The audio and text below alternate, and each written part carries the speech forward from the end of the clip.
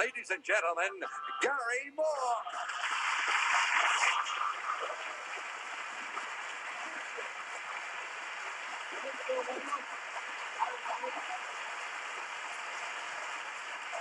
Welcome once again to Tell the Truth. Like most of us, whether we are housewives, house husbands, or single, our first guest is concerned about the rising cost of meat. And so our first guest came up with an ingenious answer to that problem, and we'll find out more about it as soon as we meet our panel here on To Tell the Truth. Kitty Carlisle. Bill Cullen. Peggy Katz. And Gene Rayburn.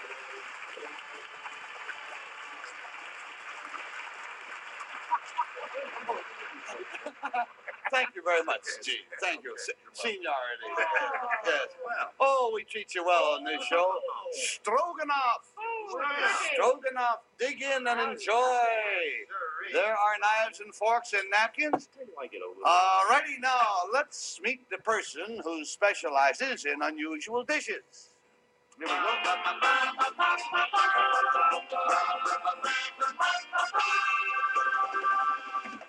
Number one, what is your name, please? My name is Terry Arnell.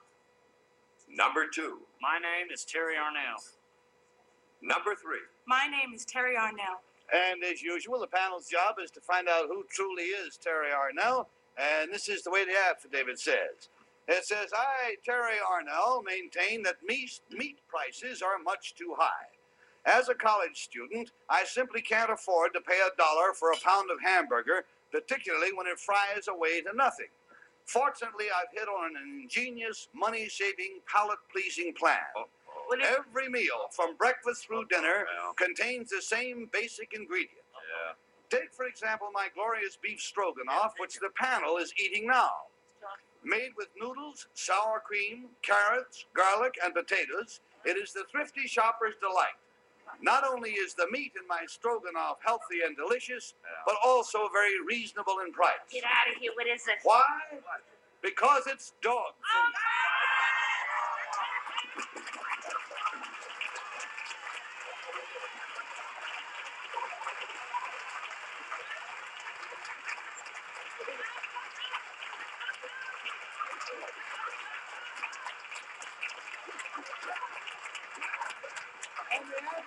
And the affidavit. It was delicious. The affidavit is signed Terry Arnell. Terry, take your seat.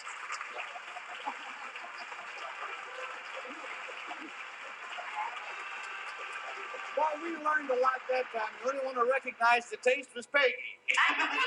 Oh, you didn't? Judy said it's marvelous. I said it was delicious, and it still is. I can't help it. It was very good. I looked at it and it didn't. It's a terrible idea, but it's very good. Well, It looks Conlon, funny to me. let I me eat tell you, everything. if you really think that we served you dog food, Yeah. you're barking up the wrong tree. That was a joke. Yeah. That is a very fine canned stroganoff, and there is no dog meat in it. However, the health department, the health director and the hospital dietitians approved of this particular recipe with dog food. Nothing unhealthy about it. We'll be back to find out how and why and all like that. Arnell, who has actually been eating dog food as a protest over high meat prices. And we'll start the questioning with the priceless Peggy Katz. Well, I'm with you as far as meat prices are concerned. I don't even know where you get hamburger for $1 a pound. It's more than that in my market. Rats to them. Number three, what's a nice dog food breakfast? That's the one that's very hard for me to grasp. Gravy train. And what do you do with it? You can have it like a cereal. Oh, with milk? With milk, yeah, and Is sugar. Is it as good as regular cereal? Well, I like it better, really. Yeah? Yeah. Now, number one, do you use the moist dried or the dry dried, like Purina dog chow, or do you use the moist kind like Top Choice? Oh, I've tried quite a few of them. Like I did try the gravy train, and of course it makes its own gravy. And then I make a lot of different casseroles and things like that to kind of disguise the effect of it. Yeah. Well, number two. Do you? What happens to dry? You don't eat dry. Do you eat dry dog food just as a snack? Yes, ma'am. We eat like milk bone dog biscuits too. Oh, they're not bad. milk-bone dog biscuits. No. But what about like Purina dog chow? Yes, just Purina dog chow with water on it. Yeah. Well, Gene Rayburn? I pass. Number 2, let me pursue what Peggy was talking about. What does it taste like? It has a really bland taste, like cereal or something like that. Number 3, if Gary said there was real beef in the food we had here. Now, when you put dog food in it, what do you use? Is it horse meat? Well, I made stroganoff with horse meat, and you can kill the taste with like garlic, a lot of garlic. Number 1, I understand the horse meat is inspected by government inspectors, but they wouldn't be as careful inspecting for dogs as they would for humans. Is it safe to eat that stuff, really, Yes. number 1? Yes, they have to inspect it just as much. I mean, it has to pass. And it has more protein in it than our top quality meat. Number 2, why does a hamburger fry away? Why is it less than... I guess it's because of the fat in it. Yeah. Number 3, And we go on down to Kitty Carlisle, please. Well, I'm still confused, ladies and gentlemen. What I just ate with such enjoyment, was it dog food or wasn't it dog food? Number 3. I think they said it. Well, I don't know. Dog Kitty. I'm sorry I asked. No, it was not dog food. Oh, okay. It was cat food. All right. Now look, I don't have a dog, so I don't know what you're talking about, gravy train and stuff. We have a dog in our house, but we cook the food at home for him, so I don't know all about that. But what, number 2, what is really in dog food? Is it really horse meat? Yes, ma'am. And number 1, oh, I'm sorry, go ahead. You can get it with horse meat or beef or chicken.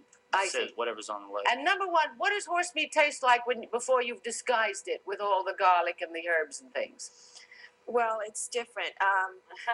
It's different for the different types of dog food that we get. I mean, if you get the dried food, of course, I haven't really taken it just literally as the dog food. I But, see. you know, I try to mix it with things. I did the first time. I tried it in a bowl.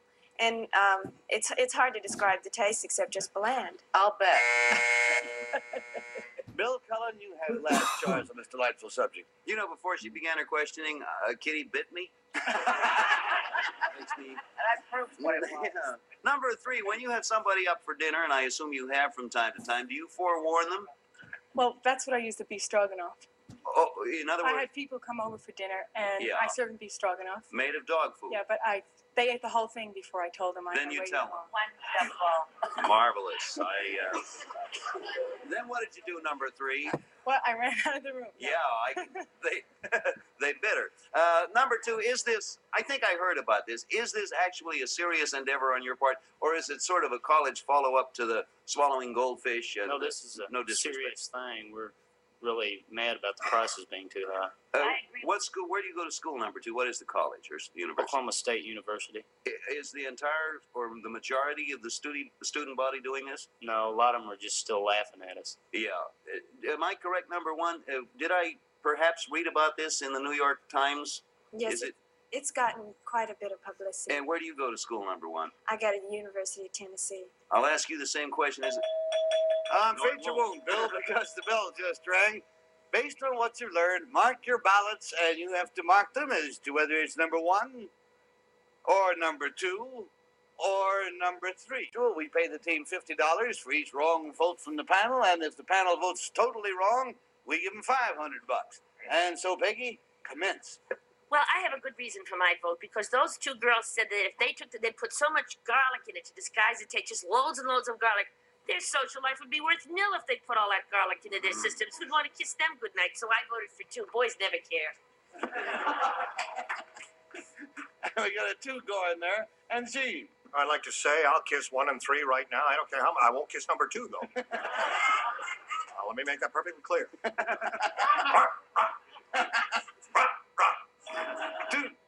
We've got a pair of 2s going, and Kitty. Well, I don't know. I don't think it matters about the garlic. I voted for number 3. I think she made a very good presentation. All righty, Bill Cullen, which way are you going to go, friend? Gee, it's becoming a good... If it's not number 2, I will roll over and play dead. I will. We've got oh no, Kitty again is out by herself. She was right last time. Yeah, votes are in. Will the real Terry Arnell please stand up?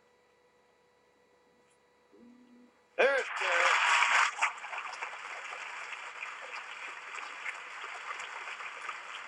Number one, what is your real name? What do you do?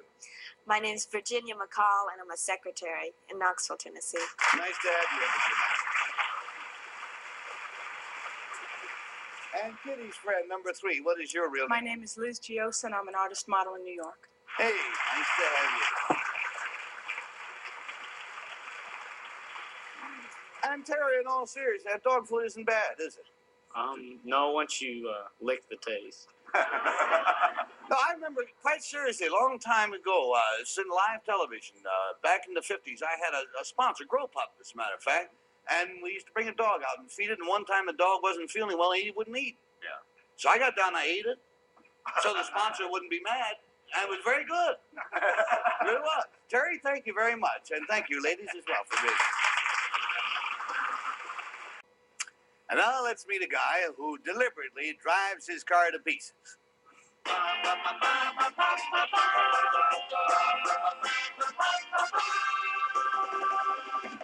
Number one, what is your name, please? My name is Ken McCain.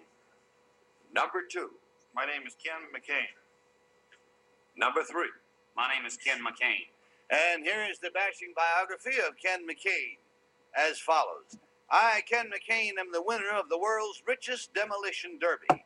This rock'em, sock'em, bash'em, crash'em contest features devil-may-care drivers who deliberately smash their cars into each other. The object of this popular pastime is simply to destroy the other fellow's car. The driver of the last functioning automobile is the winner. You may be interested to know that brand new and late model cars are driven and demolished by such major racing car drivers as Bobby Unser and Parnelli Jones. Through my carefree derby years, in which I have incapacitated everything from a Rolls Royce to a Chevrolet, I have amassed more money than any derby driver in the world. Signed, Ken McCain.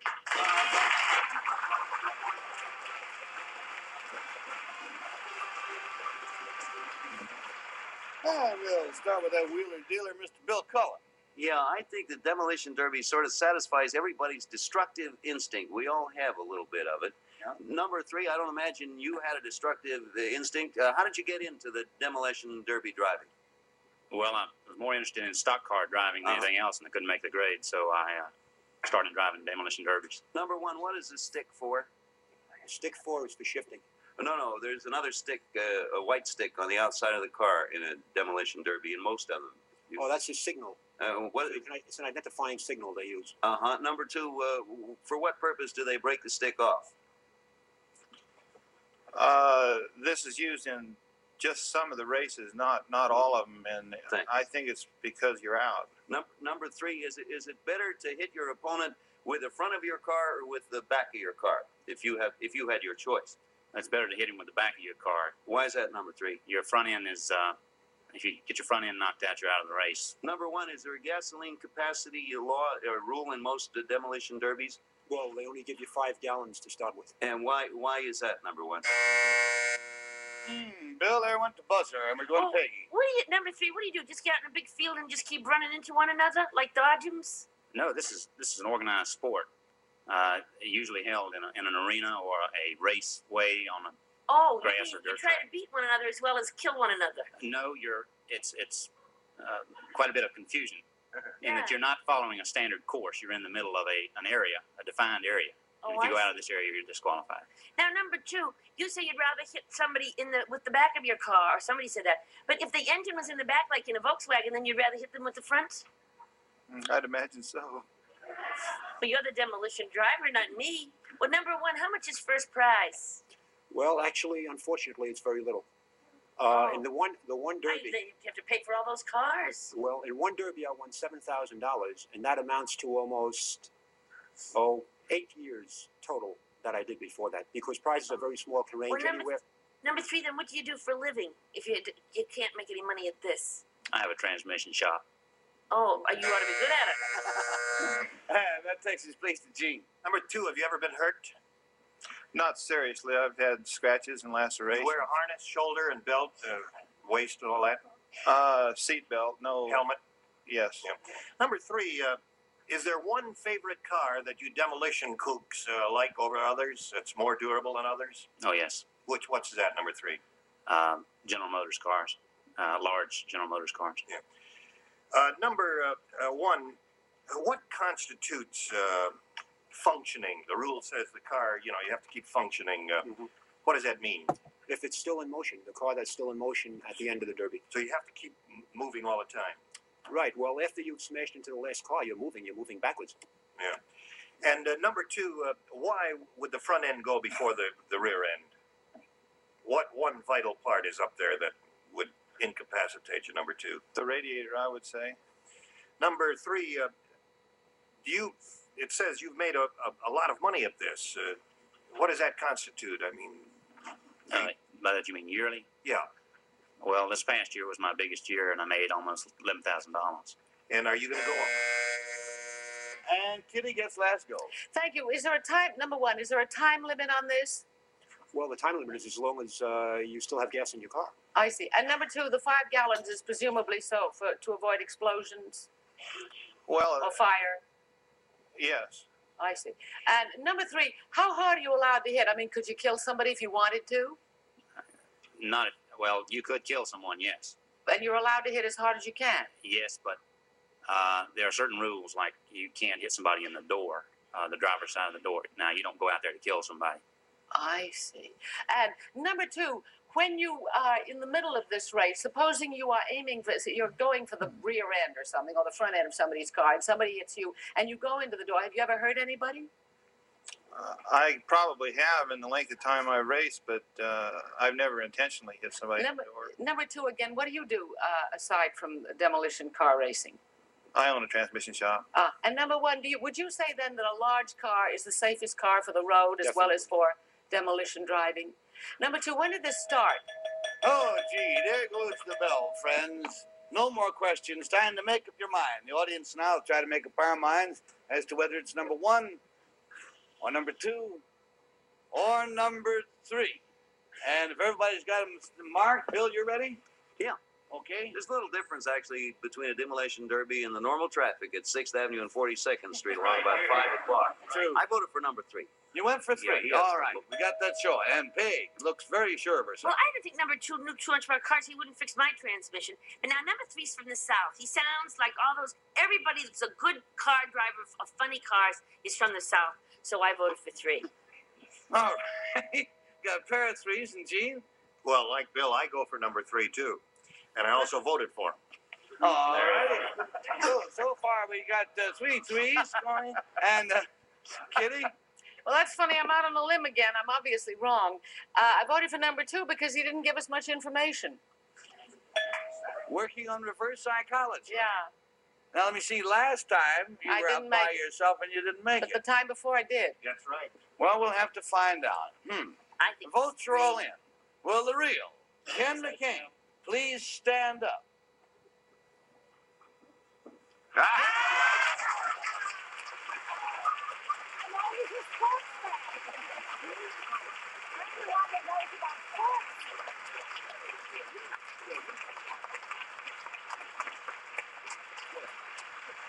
Number 1, I can't explain it. I thought you were great. What is your real name? What do you do? My name is Ernie Grunbaum. I'm an advertising copywriter and freelance model. Oh, hey, good. Number 3, you got almost all the marbles. What's your real name? What do you do? My name's Mike Hargett. I'm an environmental engineer with Wall Turner Company in Winston-Salem, North Carolina.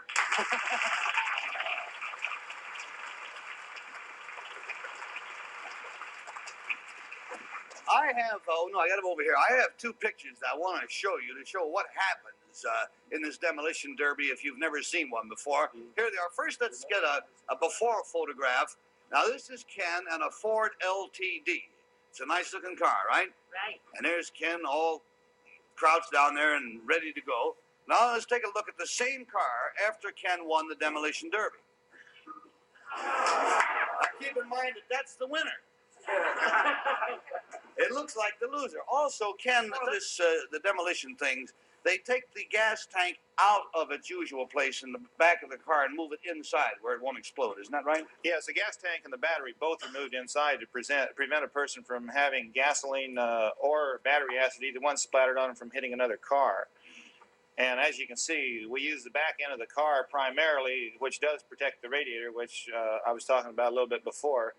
And when it gets down to the last car or two, then we'll hit with the front end because we don't care about the radiator because the race isn't going to last that much longer anyway. Ken, thank you very much. And thank you, gentlemen, also for being with us.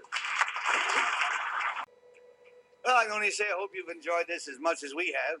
We're going to do it again soon. In the words of Buckminster Fuller, I have seen the future and it is there. Take care.